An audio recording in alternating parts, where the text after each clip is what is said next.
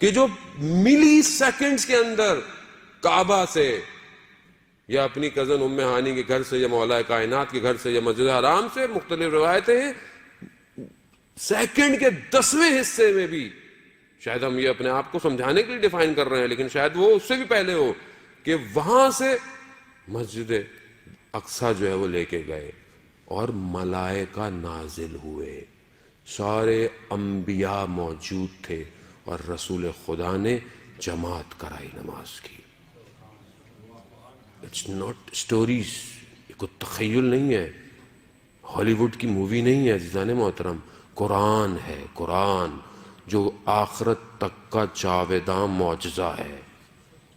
ایک لفظ قرآن کہہ رہا ہے، وہاں لے کے اس کے بعد پروردگار نے دوسرا جو سفر کرایا، وہ سارے آسمانوں سے پرواز کرتے ہوئے کہیں جنت کے لوگوں کو دیکھا، کہیں جہنم کے لوگوں کو دیکھا۔ حدیثیں طولانی ہیں، وقت نہیں ہے کہ حدیث معراج جو ہے وہ گفتگو کی جائے۔ کبھی کسی آسمان پر ملائکہ کا دیکھا تو ملائکہ نے کہا کہ یا رسول اللہ ہمارا سلام علی کو بھیجیے گا۔ پھر دوسرے آسمان پر گئے، آسمان بدلتے چلے گئے، ملائکہ بڑھتے چلے گئے، اور ہر سب نے کہا یا رسول اللہ ہمارا سلام ہو، ہمارا سلام علی کو دیجیے گا، ہم بہت مشتاق ہیں دیدار کے۔ معاملہ اوپر پہنچا کہ جہاں پر حضرت جبرائیل سب سے افضل ملائکہ نے کہا کہ میں نے اگر ایک لمحہ ایک انگلی کے برابر بھی حصہ آگے بڑھایا تو جل کے خاک ہو جاؤں گا، کہا میں نہیں جا سکتا۔ وہاں رسول کو کہا آئیے آئیے، 2 کمانوں کے برابر کا فاصلہ، کعبہ قوسین، سدرۃ المنتہا پر اپنے محبوب کو بلایا، اور پھر محبوب سے کہا کہ یا محمد میں نے زمین پر دیکھا تو میں نے دیکھا کہ تم سوائے میرے کسی کو یاد نہیں کرتے، میں محمود ہوں، تم محمد ہو۔ محمد وآل محمد صلوات اللہ صلی علی محمد۔ عزیزان محترم، کہا میں محمود ہوں، تم محمد ہو، اور محمد پھر تمہارے بعد میں نے جب زمین پر نگاہ ڈالی تو مجھے علی کے سوا تمہارا کوئی وسیع نظر نہیں آیا۔ یا اللہم صلی علی محمد۔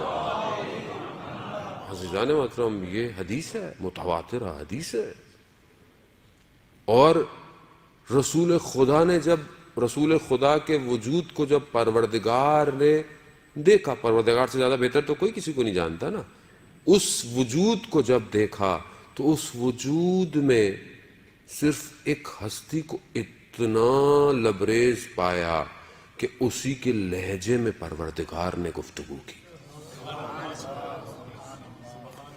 وجود کو دیکھا، یعنی دیکھا کہ یہ وہ اس وجود میں بس یہ ایک اور ایسا وجود ہے کہ جس کے لہجے میں خدا کہہ رہا ہے کہ میں گفتگو کر سکتا تھا، اور وہ علی ابن ابی طالب کا لہجہ تھا۔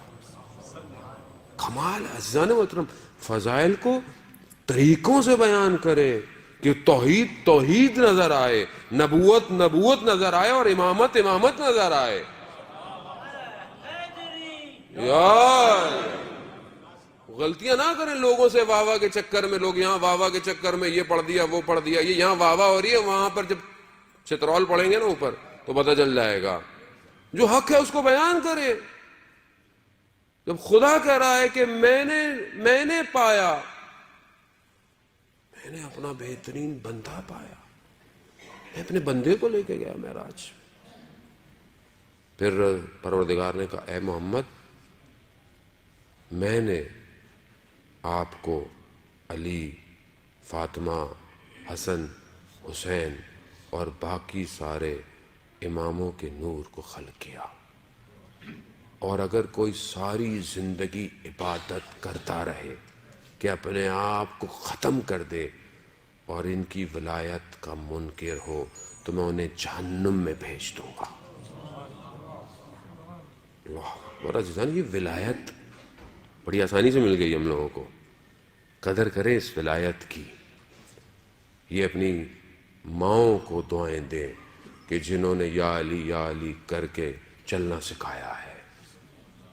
یہ ان کا کمال، ہمارا کوئی کمال نہیں ہے. لیکن ذمہ داری ہے کہ محبت اور مودت میں فرق ہے.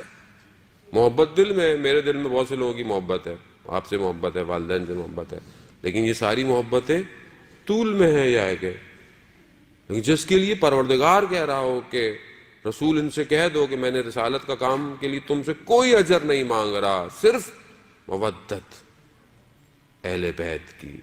تو مودت اور محبت میں فرق ہے. تم نے دل میں محبت ہے مجھے، تو مولانا صاحب میں اہل بیت سے بہت محبت کرتا ہوں. وہ محبت جب تک چھلکے گی نہیں مودت میں تبدیل نہیں ہوگی. اظہار کریں محبت کا. وہ اظہار کیسے کریں؟ نعرے مار کر اظہار کریں. اور یہ بھی ضروری ہے کیونکہ یہ ظاہر وجود بھی تو بتائے کہ کس کے ماننے والے ہو، کیونکہ یہی نعرے ہیں تو عرش پہ جا رہے ہیں جن کو پتا چل رہا ہے کہ کس کے ماننے والے ہو.